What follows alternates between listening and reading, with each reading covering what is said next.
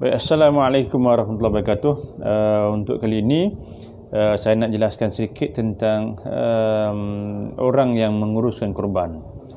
Sama ada NGO, agensi, pihak masjid, pihak surau, dia juga ada tanggungjawab yang seharusnya dia kena buat. Ya. Sebelum ni saya jelaskan tentang bagaimana hak orang yang nak masuk korban. Sekarang ni hak bagi orang yang menguruskan korban. Ya. Sekarang ni lah trend sekarang yang menguruskan korban sama ada dalam dan juga luar negara. Yang bagaimana keadaan proses seorang yang menguruskan korban luar negara kan, macam juga di Kemboja, Thailand, Sri Lanka, India, Aceh, Vietnam, Filipina kan. Jadi ramai sekarang ni, termasuk juga lah di Syria, Palestin yang menguruskan korban. Dia ada hak-hak dia supaya tak timbulnya perkara yang garar, tak timbulnya perkara-perkara yang fitnah. Ini berdasarkan kepada garis panduan pelaksanaan ibadah korban yang telah JAKIM keluarkan pada tahun 2013 lagi. Ya. Baik. Untuk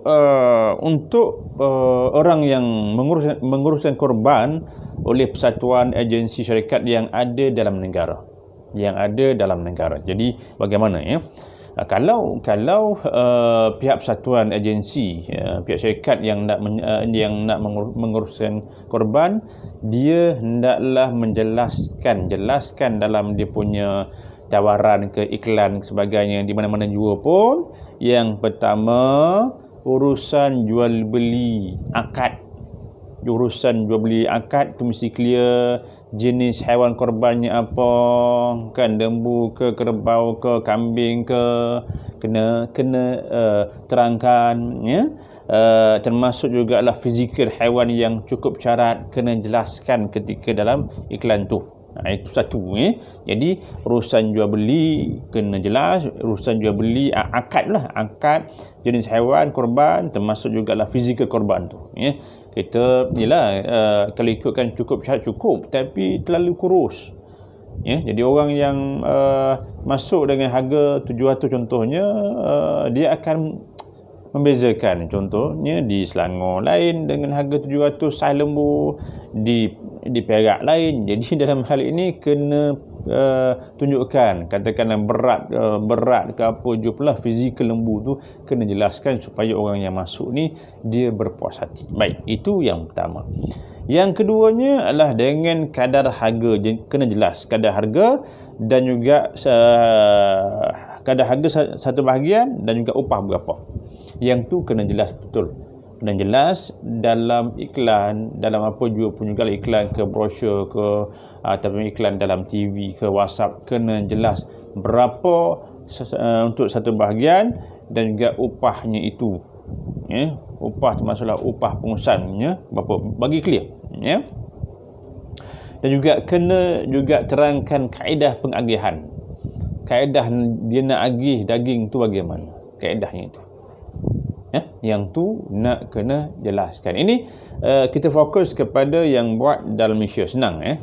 Untuk yang dalam Malaysia ni ada empat benda yang seharusnya dia kena buat ya, orang yang menguruskan korban ni ya. Baik, kalau orang syarikat yang menguruskan korban ini persatuan, agensi atau syarikat luar negara pula bagaimana? Dalam hal ini dia ada lebih kurang lah ya.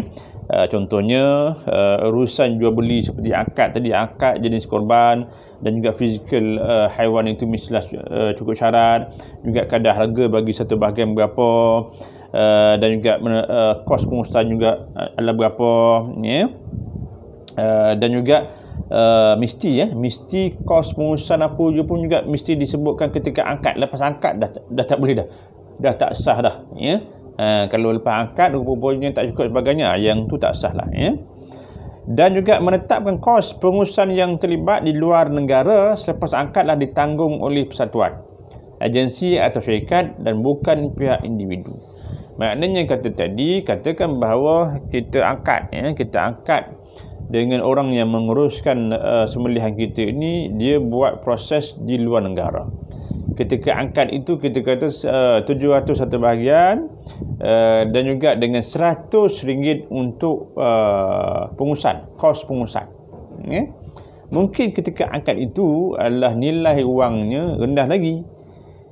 Ketika dapat akad rupanya currency, nilai mata wang ni dia tinggi, menyebabkan orang yang menguruskan persatuan ke agensi ni dia merasa satu kerugian pula. Ketika itu dah tak valid lagi dah akad juga tambahan selepas akad itu dilaksanakan. Yang tu nak kena pastikan. So orang yang persatuan yang menguruskan sekarang ni, trend sekarang ni lah, orang nak mudah kan, orang nak mudah transfer duit je, ya.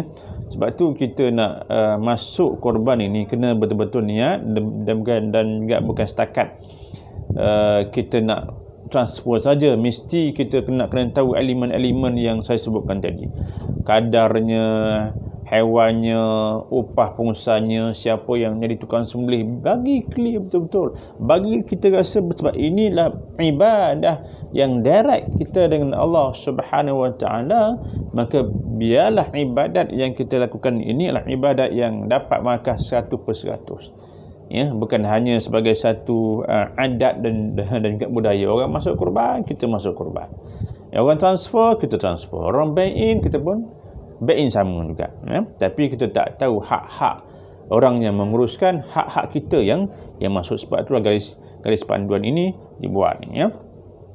Jadi kita hendaklah kena tahu ni hak orang yang menguruskan korban itu, supaya tidak ada benda-benda yang terselindung dan juga sebagainya. Wallahu a'lam. Assalamualaikum warahmatullahi wabarakatuh.